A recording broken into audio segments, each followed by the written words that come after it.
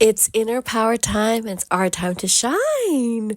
All right. So last week we were talking about self-regulation and we're just starting to talk about the foundation of inner power. So go check out the first part-ish. It's called Doing It For Me. I'll link it down below. So the foundation of inner power, the strength that comes from within.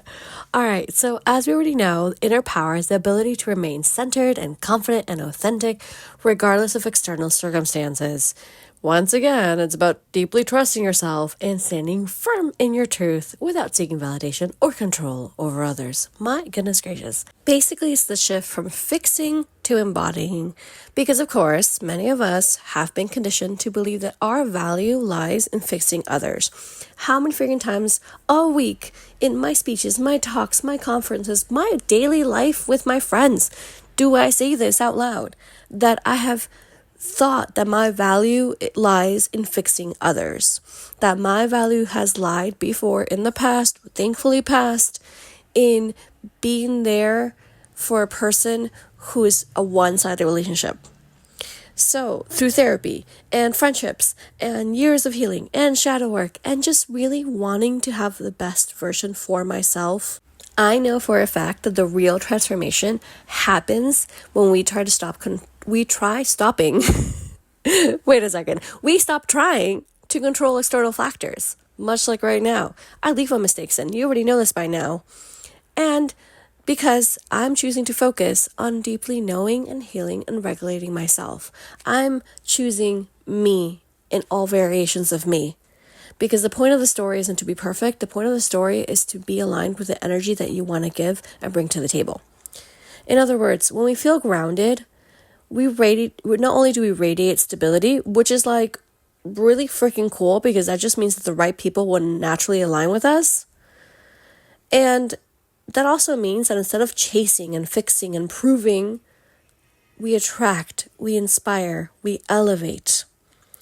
So once again, being selfish in the sense of prioritizing our inner world is not reckless. It is necessary. Moving forward, I do want to share with you a few practical tips to help you develop and embody your inner power. So number one is know yourself deeply. Have a daily self-reflect moment for yourself and ask yourself, what do I truly want? What energy do I want to bring into the world? 5 minutes in the morning, 5 minutes throughout the day, when you're getting that coffee, when you're getting on that train, when you're about to sit down in your office, the energy that you want to bring in. What do you truly want? Now, for a longer session with yourself, identify your core values. Know what you stand for, because that way external noise will not shake you.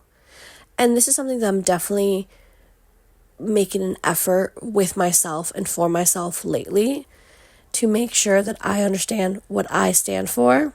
And yes, this is my voice getting a little bit teary-eyed and emotional, simply because it keeps popping up in every conference, in every event, in every conversation in the best way possible, because it truly reminds me, this is what I do. This is the kind of information I want to give to the world. This is why I move the way I move. And that also means that external noise won't shake me. While at the same time, another thing about knowing yourself deeply, which I also talk about on many of my events and talks, is recognizing your triggers. Awareness is literally the first step to mastering emotional reactions. Understanding where you are triggered and how you are and those patterns, and then fixing those patterns for you because you're able to fix yourself if you really want to. Not others, but yourself. That's how you start getting to know yourself deeply and you cultivate that inner power. Number 2, regulate your emotions and energy.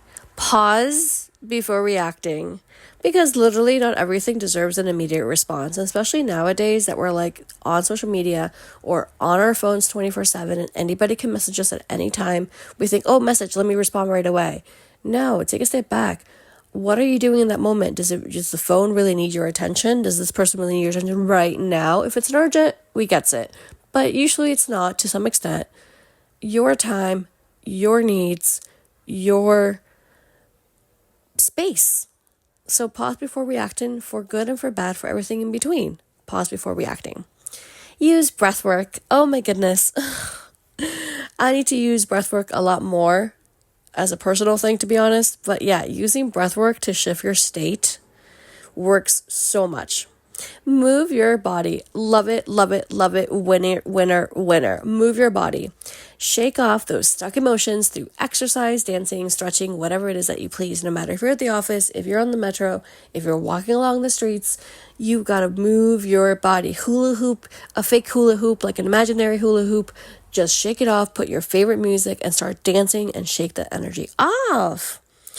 And also, one of my top favorites that I do very much, very often, it's release the energy intentionally. And this just means journaling, scribbling everything that you desire, even if you don't understand your handwriting after, scribbling it out, just writing it out, then to like mush it together, like cut it up, whatever it is that you please, all that and then some.